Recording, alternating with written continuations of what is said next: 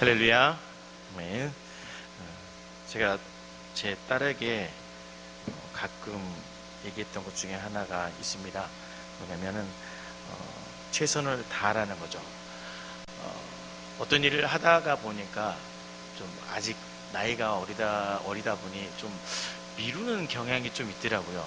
그래서 숙제를 하는 데 있어서 미리미리 해야 되는데 그것을 하지 못해서 꼭 뒤로 미루고 그래서 꼭 밀려있는 숙제가 밀려가지고 그것 때문에 또 하려고 하니까 또 시간이 없고 놀고는 싶은데 자신은 막 놀고 싶은데 이 숙제는 밀려있고 그러다 보니까 이게 좀 가끔씩 투정을 부릴 때가 있더라고요. 그래서 제가 아이를 두고 몇 번 그런 얘기를 했습니다. 공부를 잘하는 거를 아빠는 원하지 않는다. 네가 뭐 1등을 하거나 뭐 어디를 가거나 그런 것을 원하는 게 아니라 네가 주어진 그 시간 안에 최선을 다해서 빨리 끝내라는 거죠. 그냥 뒤로 미루지 말고 앞으로도 계속 일을 살아가는 이 과정 속에서도 뭐 특출나게 잘하는 것을 원하지 않는다고 얘기를 했습니다. 그냥 있는 현재의 시간에 대해서 최선을 다해라. 아빠는 그것을 원한다라는 이야기를 했습니다. 그래서 지금은 그래도 조금 많이 좋아졌습니다. 그래서 정해진 시간 안에 좀 하려고 하고 또 예전보다는 좀 속도가 많이 붙었더라고요. 그래서 참 아무튼 그런 것들에 대해서 참 감사하게 되고 여전히 저는 그런 마음을 항상 품고 있으면 좀 최선을 다했으면 하는. 그래서 오늘 좀 이와 같은 말씀을 여러분들에게 좀 하고 싶습니다. 사무엘상 이제 3장을 보면은 이제 하나님께서 이제 사무엘을 부르시는 장면이 나옵니다. 그래서 아직 하나님께서 자신을 부르는 것에 대해서 전혀 알지 못했을 때 사무엘을 하나님께서 부르시죠. 처음에는 이제 엘리가 자신을 부른 줄 알고 찾아가게 되었습니다. 그러나 엘리가 부른 것이 아니라 바로 하나님 부르셨죠. 근데 엘리는 처음에 그 사무엘이 찾아왔을 때 그것을 몰랐습니다. 하나님께서 사무엘을 부르신지 몰랐죠. 그러나 나중에 이제 그것을 알고 하나님께서 너를 부르셨다라는 것을 그리고 다시 하나님께서 너를 부르실 때 그에 대답하라고 이야기를 합니다. 그리고 이제 사무엘은 이제 있던 곳으로 다시 전 앞으로 가게 되었습니다. 그곳에서 다시 하나님께서 서서 사무엘을 부르십니다. 여기서 본문 말씀을 보면 여호와께서 서서라고 말씀하십니다. 이 여호와께서 서서라는 말씀은 단순히 그냥 음성만 들은 것이 아니라 하나님께서 지금 그곳에 임재하셨다는 것을 이야기하시는 거죠. 하나님께서 사무엘에게 특별한 말씀을 하기 위해서 그 성전 안에 지금 임하셨고 그리고 사무엘에게 어떤 이야기를 하시기 위해서 서셨다는 것이죠. 그렇기 때문에 사무엘은 하나님의 음성만 들은 것이 아니라 하나님의 임재를 그곳에서 경험하였습니다. 그리고 하나님께서 사무엘을 어떻게 부르십니까? 사무엘아, 사무엘아 두 번 이렇게 부르십니다. 이 두 번 부르시는 것에 대해 학자들은 이야기합니다. 사무엘이 하나님께서 사무엘을 부르시는 그 음성이 간절한 하나님의 마음을 표현하고 있다는 것이죠. 한마디로 당시 시대적인 상황을 하나님께서 보시면서 그 한탄 속에서 사무엘을 간절히 부르셨다는 것이죠. 이것은 아브라함을 부르실 때도 또 야곱을 부르실 때도 모세를 부르실 때도 하나님은 어떤 특정한 사람을 부르실 때 두 번 부르실 때가 있었습니다. 그래서 그 두 번 부르시면서 그 간절한 것을 하나님께서 그 사무엘에게 지금 말씀하신 거죠. 하나님께서 이사야 6장에서도 그랬습니다. 이사야를 부르시죠. 그 부르시는 장면에서 어떠십니까? 누가 나를 위해 갈고 스스로 이야기하지 않으십니까? 이사야에게 하는 것이 아니라 누가 나를 위하여 갈고라고 이야기하십니다. 그때 이사야가 대답하죠. 내가 여기 있나이다. 나를 보내소서라고 이야기를 합니다.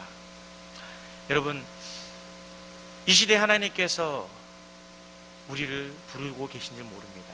여러분의 이름을 찾고 계신 줄 모릅니다. 여러분 잘 아시는 시 중에 김춘수의 꽃이라는 시를 아시죠?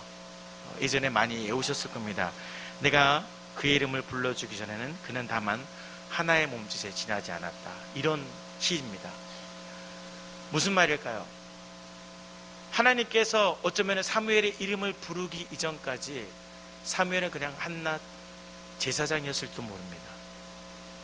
그냥 성전에서 봉사하는 한 명의 제사장이었을지도 모르는. 그러나 하나님께서 사무엘을 부르신 그 순간부터 사무엘의 삶이 어떻습니까? 달라집니다. 이스라엘의 다음 세대를 준비하고 다윗을 세우는 일에 쓰임을 받게 되었던 것이죠. 아브라함도 어땠죠? 아브라함은 그저 이방 나라에서 갈대아 우르에서 그냥 아버지의 가업을 이어서 우상을 만들던 자였습니다. 아마 하나님께서 그를 부르지 않으셨다라면 아브라함은 평생토록 그냥 우상을 만드는 자였겠죠. 그러나 하나님께서 그를 부르셨고 믿음의 조상으로 세워주셨습니다. 모세는 어떻습니까? 모세는 그냥 죽을 수밖에 없었던 사람이었습니다. 다른 사람들이, 다른 아이들이 태어나서 죽었을 그 시대에 똑같이 어쩌면은 모세도 강가에 버려지는 것이 아니라 강가에 버려져서도 행여나 죽었을 수도 있을 것이고 아니면은 그 전에 군사들에 의해 죽임을 당했을지도 모릅니다. 그러나 하나님께서 모세를 애굽의 왕자로 삼아주셨죠. 그곳에서 많은 지식을 배웁니다. 그러나 또 광야로 내몰리게 되죠. 광야에 내몰려서 어떻습니까? 40년 동안 양을 치는 자였습니다. 매일매일 똑같은 일을 했던 것이 바로 모세의 삶이었죠. 그때 하나님께서 모세에게 나타나셨습니다. 그리고 모세를 부르시죠. 그래서 한낱 연약한 모세가 이스라엘을 인도한 위대한 지도자가 되었다는 것입니다. 우리의 이름은 어쩌면은 평범한 이름일지 모릅니다. 제 이름조차도 그냥 평범한 이름일지도 모릅니다. 그러나 하나님께서 여러분의 이름, 내 이름 석자를 불러주시는 그때에 우리의 삶이 달라지게 된다는 것이죠. 지금까지 살았던 과거의 삶이 아니라 하나님께서 여러분의 이름을 부르시는 그 시간에 여러분이 새로워진다는 사실입니다. 그러므로 하나님의 그 부르심에 응답하시고 또 하나님이 부르시는 그 이름대로 살아가시길 주의 이름으로 축복합니다. 사무엘은 하나님께서 자신의 이름을 부르시고 자신에게 어떤 말씀을 하실지를 몰랐습니다. 엘리가 가서 부르면 대답하라고 얘기를 했죠. 그래서 기대감을 가지고 과연 나에게 어떤 말씀을 하실까? 사무엘은 그 기대감을 가지고 하나님의 음성을 기다렸습니다. 그리고 마침내 하나님께서 사무엘을 부르셨죠. 그런데 사무엘에게 하신 말씀은 어떤 말씀입니까?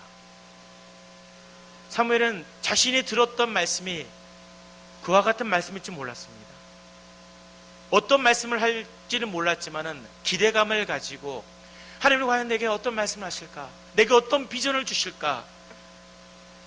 그런 기대감을 가지고 기다렸을 겁니다. 근데 막상 사무엘을 부르신 하나님께서 사무엘에게 건네신 말씀이 무엇입니까? 엘리의 심판이었습니다. 내가 엘리를 심판하겠다라는 메시지죠. 이게 사무엘에는 어떤 마음이 들었을까요? 어린 사무엘에게는 아마 이게 충격적인 말씀이었을 겁니다. 왜냐하면 지금까지 사무엘을 보살핀 사람이 누구입니까? 어머니 한나는 멀리 살았으며 성막에서 온전히 자신과 함께 했던 것, 자신을 돌봐주었던 것은 누굽니까? 엘리였습니다. 아버지처럼 그리고 하나님 말씀을 섬기는 것들을 엘리를 통해서 배워왔습니다. 아버지와 같은 존재죠. 유일하게 성막에서 자신이 의지할 수 있는 한 사람이었습니다. 그런데 하나님께서 말씀하시기는 엘리를 내가 심판하겠다라고 이야기를 하십니다. 사무엘에게는 그 말은 너무나도 충격이었습니다. 자신에 대한 어떤 비전을 주실 줄 알았는데 내가 엘리를 심판하겠다고 말씀하시는 그 사실을 알고 아마 사무엘은 견디기 힘들었을 겁니다. 그러나 하나님은 이 엘리가 심판을 받는 이유가 바로 엘리의 죄악 때문이라고 분명하게 말씀하셨습니다. 그런데 왜 하나님께서는 이것을 엘리에게 말씀하시지 왜 사무엘에게 말씀하셨을까라는 거죠. 15절 말씀에 보면은 사무엘은 하나님께서 주신 말씀을 엘리에게 말하지 못합니다. 그냥 아침부터 일어나서 무엇인가 바쁜 척, 분명히 엘리가 어떤 이야기를 할 건데 그 얘기를 입 밖에 꺼낼 수 없었기 때문에 무엇인가 아마 바쁜 척 일하지 않았을까요? 그런데 엘리가 사무엘아 부릅니다. 어젯밤에 도대체 어떤 일이 있었니? 너에게 어떤 말을 했었니? 하나님께서 너에게 한 말을 하나도 빠짐없이 나에게 이야기해야 된다라고 말을 합니다. 사무엘은 그 순간이 너무나도 견디기 힘들었겠죠. 내가 하나님께 들었던 말을 이것을 엘리에게 증거해야 된다니, 말을 해야 된다니 얼마나 마음에 무거움이 있겠었습니까? 그러나 사무엘은 그것을 엘리에게 말을 하죠. 그런데 왜 하필 하나님께서는 그 사실을 사무엘에게 말씀하셨느냐라는 것이죠. 그것은 바로 이제 하나님께서 엘리에서 사무엘로 하나님의 역사가 바뀐다는 것을 보여주고 있는 것입니다. 다시 말하면 하나님의 권위가 이제 엘리의 시대가 끝나고 사무엘의 시대가 시작된다는 것을 말씀하기 위해서 엘리에게 말하지 않고 사무엘에게 말씀하신 것이죠. 특별히 엘리의 상태가 어땠습니까? 영적으로 무능한 상태였습니다. 하나님과 점점 멀어지고 그 눈이 점점 어두워졌습니다. 하나님의 뜻을 분별하지 못하는 그 정도까지 이르렀습니다. 그렇다 보니 하나님께서 사무엘에게 말씀하신 것이죠. 그리고 엘리에게 직접적으로 교훈을 주신 건 무엇이냐면 너희 시대가 끝났다는 것입니다. 그러면서 하는 말씀이 너에게 주는 권위가 누구로부터 오느냐라는 것이죠. 엘리는 그 권위를 제대로 사역 가운데 나타내지 못했습니다. 하나님께서 주시는 권위를 올바로 지키지 못했습니다. 그의 아들들은 어떻습니까? 하나님께서 주시는 그 권위, 제사장의 권위를 통해서 이스라엘 백성들 가운데 죄악을 행했던 것이었습니다. 그 다음에 하나님께서 말씀하시는 겁니다. 그 권위가 누구로부터 오느냐라고 어쩌면 엘리에게 간접적으로 말씀하시는 거죠. 그러면서 내가 이 권위를 사무엘에게 준다는 것이죠. 이제는 너에게 직접적으로 얘기하지 않고 너는 사무엘에게 가서 이 말을 들어야 된다는 것입니다. 엘리가 이 말을 듣고 어떻게 반응을 합니까? 비로소 모든 것을 포기하게 됩니다. 그래서 오늘 마지막 말씀이 그렇습니다. 이는 여호와시니 선한 신대로 하실 것이다. 이 말이 바로 엘리의 고백이었습니다. 엘리는 이 말을 듣는 순간 하나님께서 나와 함께하지 않으시는구나. 나에게 이제 권위는 끝났구나라는 것을 깨닫게 되는 것이죠. 이제 모든 것을 내려놓고 하나님의 말씀에 순종해야 되는 것밖에 없다라고 여기게 된 것이죠. 어떤 사람은 이 부분을 가지고 그럼에도 불구하고 왜 엘리가 회개하지 않았냐라는 것이죠. 사무엘에게 이와 같은 말을 했는데도 왜 엘리가 회개하지 않았느냐라고 이야기합니다. 그러나 저는 그것보다는 엘리가 그럼에도 불구하고 하나님 앞에 순종했다라고 저는 봅니다. 하나님께서 그런 심판의 메시지를 했을 때 엘리는 그것을 받아들이고 여호와시니 선하신 대로 하실 것이다 라고 받아들일 수밖에 없었다는 것이죠. 오늘 우리가 살펴볼 이 말씀은 바로 이 여호와는 선하신 대로 하실 것이다 라는 말씀입니다. 엘리가 사사 생활을 한 지 얼마입니까? 사무엘상 4장 18절에 보면은 엘리가 사사가 된 지 40년이라고 이야기를 했습니다. 하나님의 부르심을 받고 40년 동안 이스라엘의 사사로 일을 했습니다. 사사 시대에 그 누구도 하나님의 말씀을 따르지 않고 그 어두운 시대 속에서 엘리는 하나님의 부르심을 받아서 하나님의 사사로서 제사장으로 일을 했습니다. 아무리 사람들에게 하나님의 말씀을 선포하고 하나님의 뜻을 행하라고 이야기를 해도 사람들이 귀로 듣지 않습니다. 그냥 자신이 하고 싶은 대로 살아갑니다. 하루 이틀 밖에 나가서 복음을 증거하고 그렇게 살면 안 됩니다. 이게 하나님의 뜻입니다 라고 이야기를 할지라도 사람들은 따르지 않았습니다. 처음에는 열심을 가지고 이랬을지 모르지만 시간이 지날수록 엘리는 지쳐갔습니다. 왜 엘리의 아들들이 그렇게 죄를 행할 수밖에 없었을까요? 그것은 엘리가 점점 그 사역으로부터 멀어져 갔기 때문이죠.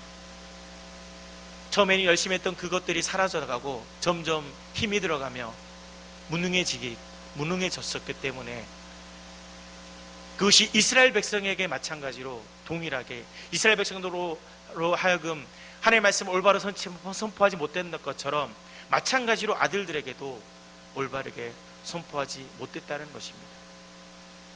자신의 노력으로 되지 않는 이스라엘의 상황을 바라보면서 내가 무슨 일을 도대체 해야 되는 건가 회의감을 느끼며 아마 점점 힘을 잃어갔을 겁니다. 아무도 내 말을 듣지 않는구나. 아무도 하나님을 섬기지 않는구나. 내가 이 일을 한들 무슨 소용이 있으랴 라는 것이죠. 엘리가 하나님의 말씀을 심판의 메시지를 드리면서 어쩌면 한편으로는 억울하다는 생각이 들 수도 있을 겁니다. 하나님, 그럼에도 내가 40년 가까이 하나님의 사역을 하지 않았습니까? 과거의 열심을 가지고 있지 않았습니까? 그런데 보십시오. 그 누가 그 당시 사사가 되고 리더가 될지라도 아무도 말을 듣지 않는 그 시대 속에서 누가 과연 할 수 있었겠습니까? 아마 핑계를 댈 수도 있습니다. 사무엘이 만약에 그때 태어났다면 사무엘이라고 잘할 수 있었을까요? 아마 엘리의 마음에 그런 마음이 들지 않을까요? 나뿐만 아니라 그 누구도 그 시대 속에서 하나님의 말씀을 증거한다는 것은 쉽지 않았다. 엘리는 그렇게 생각할지도 모릅니다. 그러나 하나님의 마음은 달랐습니다. 하나님은 엘리를 통해서 이스라엘의 회복이나 많은 백성들이 주께 돌아오는 그런 것들을 바라시는 건 아니었습니다. 그냥 단순히 하나님께서 바라셨던 딱 하나의 이유는 뭐냐면 엘리가 그럼에도 불구하고 아무리 사람들이 죄악을 행하고 자신의 뜻대로 살아갈지라도 엘리, 너는 하나님의 말씀을 대언하고 그리고 너는 그 말씀대로 끝까지 살아야 된다는 것이었죠.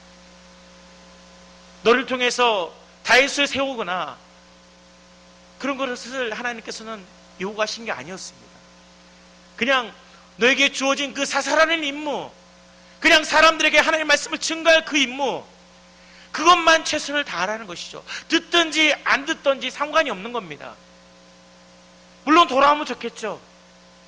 깨닫고 이스라엘 백성들이 돌아오면 좋을 겁니다. 그러나 하나님은 엘리에게 그런 것을 요구한 것이 아니었습니다. 그냥 단순히 너는 이스라엘의 사사로서, 제사장으로서 그곳에서 섬기며 잘못된 것을 그냥 선포하고 아들들이 잘못했을 때 그것에 대해서 강하게 이야기하라는 것이죠. 돌아오든 돌아오지 않든 상관없고 오직 심판하는 것은 하나님의 몫이라는 겁니다. 엘리에게 요구한 것은 그냥 단순히 하나님의 말씀을 선포하고 너는 그 말씀에 따라 살아야 된다라고 하나님께서 엘리에게 원하셨던 모습이었습니다. 결과론적으로는 올바른 길로 가지 못했지만 그럼에도 불구하고 하나님은 엘리에게 최선의 삶을 다하기를 그것을 바라셨습니다. 예를 들어 이제 벌써 10월입니다. 이제 조금 있으면은 12월 2019년도 끝납니다. 2020년입니다. 우리가 언제 2020년이 생각해본 연도였습니까? 근데 벌써 2020년입니다. 그리고 올해도 벌써 10개월이 지나고 이제 겨우 두 달 밖에 남지 않았습니다. 그런데 우리가 올 초에 여러 가지 기도의 제목을 가지고 기도했고 또한 우리가 올 표로 성령의 열매를 맺는 사람이 되자라고 이야기를 했습니다. 그런데 여러분 과연 성령의 열매를 맺으셨습니까? 성령의 열매를 맺으셨나요? 나는 원래 그런 사람이니까 내가 뭐 해봤자 뭐 얼마나 하겠어. 행여나 그런 마음으로 지금 안적이지 않으십니까? 열심히 해본다고 처음에는 했는데 결과론적으로는 하다 보니 아무것도 되는 일이 없고 벌써 10월이 됐다라고 스스로 그냥 포기하고 계시지는 않습니까? 하나님은 행여나 우리가 많은 열매를 맺지 못하더라도 우리에게 바라시는 것은 그 한순간 한순간에 최선을 다하는 것입니다. 그냥 스스로 내가 못하니까, 나는 안 될 것 같으니까 그렇게 스스로 포기하기를 원하지 않으십니다. 여러분, 그렇기 때문에 이제 2달밖에 남지 않았지만 그럼에도 불구하고 여러분 최선을 다하십시오. 아직 늦지 않았습니다. 누가 들어주지 않아도, 누가 알아주지 않아도 그냥 열심히 하면 되는 것이잖아요. 엘리에겐 그게 필요했던 것입니다. 그러나 엘리는 그렇지 못했죠. 그에 반해 한나는 어떻습니까? 한나는 그 어려운 사상 속에서도 하나님께 기도했습니다. 도저히 안 될 것 같은 그 상황 속에서도 하나님을 붙들었고, 그리고 하나님의 응답을 받았습니다. 이게 한나와 엘리의 차이점이죠. 엘리는 자신이 그런 삶을 살지 못한 것을 바라보면서 하나님은 선하시니 선하신 대로 하실 것이다 라고 이야기하신 거죠. 결과 여부를 따라 하나님은 선하신 대로 우리에게 갚으실 것입니다. 우리가 할 일은 끝까지 포기하지 않고 걸어가는 것입니다. 그래서 바울이 이런 얘기를 합니다. 바울이 사도행전 20장 24절에서 내가 달려갈 길과 주 예수께 받은 사명 곧 하나님의 은혜의 복음을 증언하는 일을 마치려 하면은 나의 생명조차도 조금도 귀한 것으로 여기지 아니한다라고 이야기합니다. 바울의 사명이 어땠습니까? 물론 그가 결과론적으로는 아주 성공적인 전도 사역을 했죠. 그러나 바울은 그럼에도 불구하고 계속 끝까지 달려갈 것을, 최선을 다할 것을 언제나 이야기합니다. 다 이루었담도 아니요, 여전히 자신은 부족하다, 계속해서 도전하고 복음 증거하고, 그게 바로 바울의 삶이었습니다. 다른 사람들은 겉으로 드러나는 결과만을 가지고 자랑했지만 여전히 바울은 그 결과도 부족하다, 여기서 더 가야 된다, 이것이 바울의 사역이었죠. 이것은 전도도 마찬가지입니다. 디모데후서 4장 2절 말씀에 여러분들이 잘 아는 말씀 중에 너는 말씀을 따라 때를 얻든지 못 얻든지 항상 힘쓰라, 이 말씀을 여러분들 잘 아시잖아요. 때를 얻든지 못 얻든지 항상 힘쓰라. 이 말은 어떻습니까? 때를 가리지 않고 늘 복음을 증거하라는 것이죠. 복음의 때가 있습니까? 그렇지 않습니다. 복음의 때는 없습니다. 매일 이것이 바로 우리가 전해야 될 복음이죠. 절박한 심정으로 한 사람을 바라볼 때 어떻게 해서든 그 사람에게 복음을 증거하려고 하는 그 마음으로 나아가야 된다는 것이죠. 우리가 언제 복음 전할 때 아멘하고 쫓아온 사람 있습니까? 그런 사람 있으셨나요? 극히 드물죠. 정말 극히 드뭅니다. 1년에 한 명 있을까요? 복음 증거할 때 믿지 않는 어떤 사람에게 복음을 증거하다 보면 그냥 자연스럽게 사역일 하다 보면은, 사역이나 다른 복음을 증거할 때 어떻습니까? 이야기로 풀어가죠. 제일 처음에 가벼운 이야기를 합니다. 복음 증거하다 보면 그런 것들을 많이 경험하는데, 가벼운 이야기를 하면 어쩌면 어떠십니까? 살기 힘드시죠? 몸은 어떠실 건강, 뭐 그런 얘기를 꺼낼 때는 그렇죠 힘들죠, 그런 얘기를 합니다. 그러다가 자, 성경에서는요, 그러면은 표정이 달라집니다. 됐다는 것이죠. 어느 정도까지 말씀을 듣다가 영적 기도할 때 보면 또 안 하는 분들도 있습니다. 거기까지 잘 들어요. 그러면서 아직은 내가 때가 아니라서 그래 가신 분도 있습니다.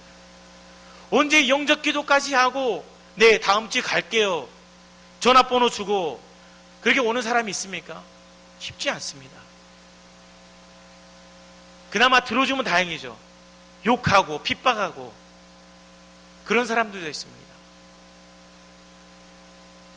그럼에도 불구하고 우리는 어떻습니까? 복음을 계속 증거해야 된다는 것이죠.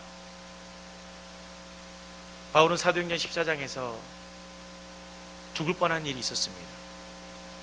이고니온에서 복음을 증거할 때 어떻습니까? 그를 방해하던 유대인들이 왔습니다. 그래서 복음을 증거하는 바울을 가지고 돌로 쳤습니다. 너무나 많이 맞아서 사람들이 죽은 줄 알고 성 밖으로 던져버렸습니다. 짐승의 밥이나 되거라, 죽어버려라. 그렇게 바울을 던져버린 겁니다. 그런데 어떻습니까? 바울은 살아났습니다. 아픈 몸을 이끌고, 온몸이 비투성인 몸을 이끌고 걸어갑니다. 여러분 같으면 어떻게 하시겠습니까? 다시 그 성에 가서 복음을 증거하겠습니까? 나를 죽이려고 한 그 사람에게 복음을 증거하고 싶습니까? 그러나 바울은 어땠습니까? 몸이 회복되고 난 다음에 다시 그 성에 가서 또 복음을 증거합니다. 이해가 되지 않죠? 제가 아는 선교사님 중에 한재성 선교사님이라고 계십니다. 여전히 메일을 주고받고 관계를 하고 있는데 저는 그분을 볼 때마다 참 대단하다고 여겨집니다. 물론 너무 유명한 일화라 여러분들도 많이 들으셨을 겁니다. 근데 저는 그분을 소개할 때마다 너무나도 가슴이 아픕니다. 지금은 80주입니다. 딸만 8. 올해 나셨죠. 올해 나셨습니다. 그래서 아주 잘 지내고 계십니다. 그런데 그 사모님이 어떠셨죠? 예전에 순교하셨습니다. 그 전에 4명이 낳으신 사모님이 순교하셨죠. 카자흐스탄에서 복음을 증거하다가 평상시와 똑같이 선교사님은 자녀들을 배웅하러 나가셨고 사모님은 집에 계셨을 때 귀한 2명이 갑자기 쳐들어와서 사모님을 무참히 살해했습니다. 그런데 그 고통과 그 아픔을 가지고 장례를 치르고 난 다음에 여러분 같으면 만약에 그 땅에 다시 가서 복음을 증거하고 싶을까요? 선교라면 아마 이가 갈릴 겁니다. 그냥 국내에서 사역하고 싶지. 내가 그냥 지금 있는 딸들과 그냥 국내에서 편안하게 사역하고 싶지.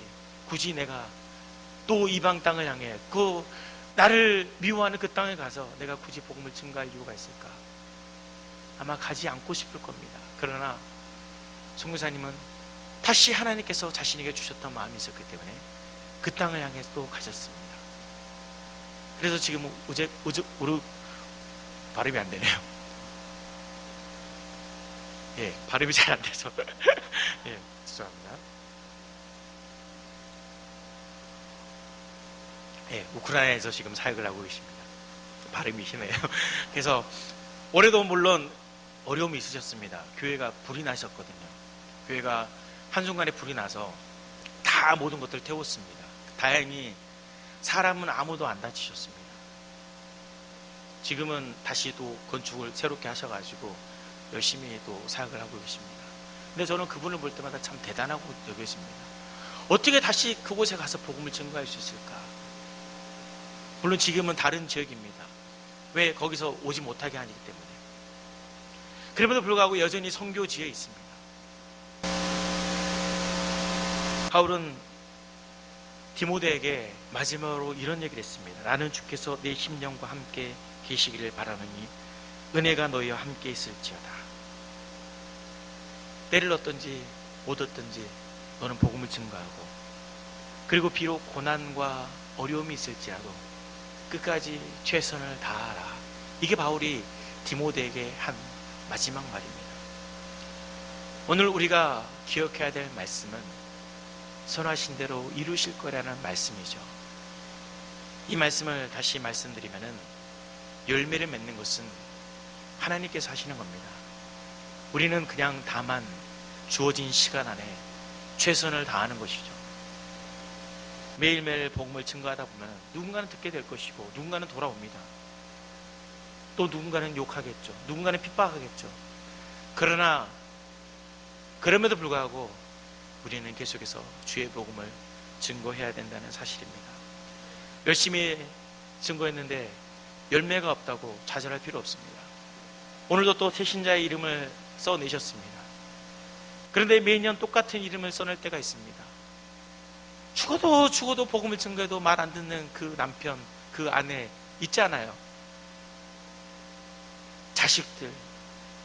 그 이름을 적어낼 때마다 여러분의 심령이 어떻습니까? 가슴이 답답하고 또 이름을 적었네. 어쩌면 이름을 쓰면서도 부끄러운 마음이 들 때가 있을 겁니다. 그러나 결코 부끄러워하지 마십시오. 언젠가는 하나님께서 하나님의 때에 분명히 역사하실 겁니다. 우리는 다만 하나님을 믿고 가서 복음을 증거하는 것이죠. 예전에 전도에 관한 예화를 들었을 때 저는 이게 가장 좀 기억에 남았습니다. 여러분도 뭐 많이 들으셔서 아시겠지만은 구두 이야기 아시죠? 구두. 어떤 집사님이 목사님께서 전도하라고 이야기하시니까 아멘 대답했습니다. 근데 전도할 사람이 누구죠? 남편입니다. 남편인데 이 남편은 어떻게 전도할까? 새벽 예배도 금요기도에도 예배도 열심히 드리면서 기도를 합니다. 우리 남편 제발 좀 구원받게 해주세요. 그 다음부터 어떻게 합니까? 새벽에 남편의 구두를 들고 교회로 갑니다. 교회로 가져가서 그 구두를 놓고 기도를 하는 거죠. 하나님, 내가 우선은 남편을 못 데려오고 이 구두만 먼저 가지고 옵니다.